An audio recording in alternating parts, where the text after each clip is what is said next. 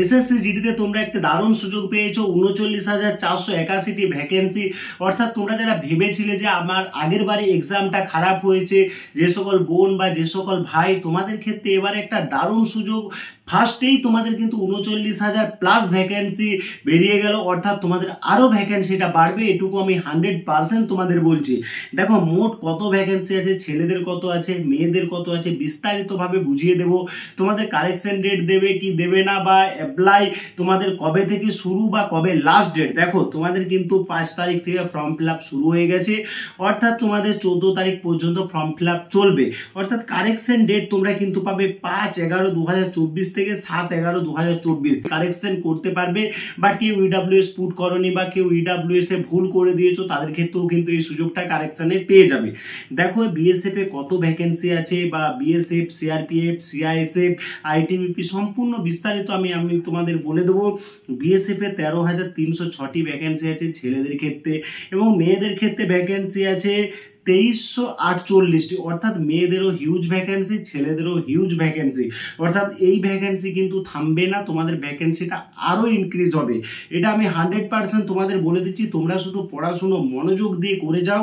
যে ছেলেদের ক্ষেত্রে সিআইএসএফ এ 6,430টি, অর্থাৎ সিআইএসএফ এর মতো পোস্ট 6,430টি, মানে হিউজ পোস্ট। অর্থাৎ এটা একটা দারুণ সুযোগ। এই সুযোগ হয়তো যারা ভেবেছো আগের রিক্রুটমেন্টে, তার আগের রিক্রুটমেন্টে কোনো কারণবশত ম্যারিডে কেটে গেছো, গাউন্ডে কেটে গেছো, এই ভুল আর করবে না। কারণ এখনো 4 মাস থেকে 5 মাস তুমি হাতে টাইম পাচ্ছ। এই টাইমটা তুমি কিন্তু দিন রাত এক করে দাও, দিন রাত এক করে পড়াশোনা করো। তোমরা যদি আমার আবাসিক সেন্টারে আসতে চাও, এখানে এসএসসি জিডির স্পেশাল ব্যাচ শুরু হয়ে গেছে, এসএসসি জিডি ডাব্লিউপি কেপির জন্য। তোমরা এই নাম্বারে যোগাযোগ করে অবশ্যই চলে আসতে পারো। কম টাকায় থাকা খাওয়া সমস্ত কিছু তোমরা পেয়ে যাবে। দেখো এরপর সিআইএসএফ এ 715টি ভ্যাকেন্সি আছে, হিউজ একটা ভ্যাকেন্সি ফিমেলদের ক্ষেত্রে।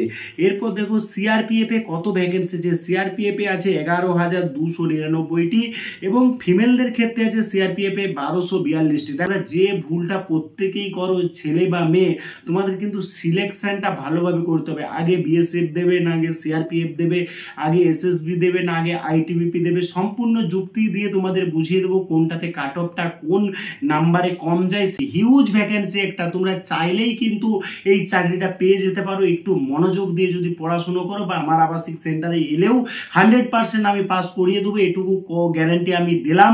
যারা লো কোয়ালিটির ছেলে তাদের 100% আমি হাতে ধরে তৈরি করিয়ে দেবো, হিন্দি থেকে, জিআই থেকে, এবং জিকে থেকে, ম্যাথ থেকে, এটুকু আমি তোমাদের গ্যারান্টি দিচ্ছি। তোমরা জানো, তোমরা দেখতে পাচ্ছ এগুলো সব আমার আবাসিক সেন্টার।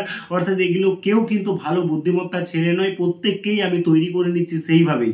তো দেখো আইটিবিপিতে আছে 2564টি ভ্যাকেন্সি ছেলেদের ক্ষেত্রে, আইটিবিপিতে মেয়েদের ক্ষেত্রে ভ্যাকেন্সি আছে 453টি। অর্থাৎ এটাও কিন্তু হিউজ, এগুলো কিন্তু কম ভ্যাকেন্সি নয়। অর্থাৎ তোমাদের শুধু আইটিবিপি ভ্যাকেন্সি বেরিয়ে গেলো সেটা নয়, প্রতিটা কাস্ট ওয়াইজ, অর্থাৎ প্রতিটা ক্যাটাগরি ওয়াইজ ধাপে ধাপে তোমাদের কিন্তু ভ্যাকেন্সি আছে। তোমাদের একটা ভ্যাকেন্সির উপর কম্পিটিশন হবে না।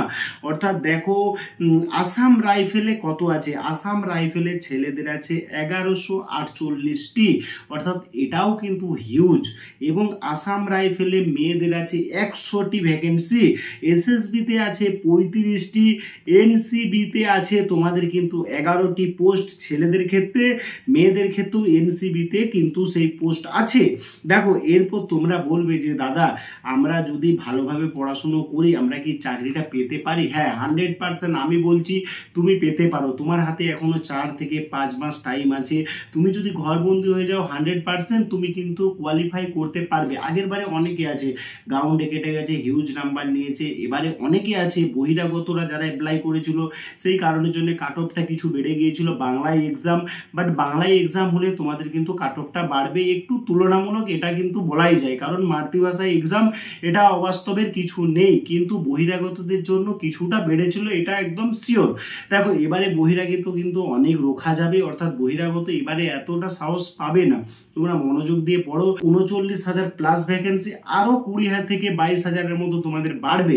প্রায় 59 থেকে 60,000 তোমাদের ভ্যাকেন্সি হবে।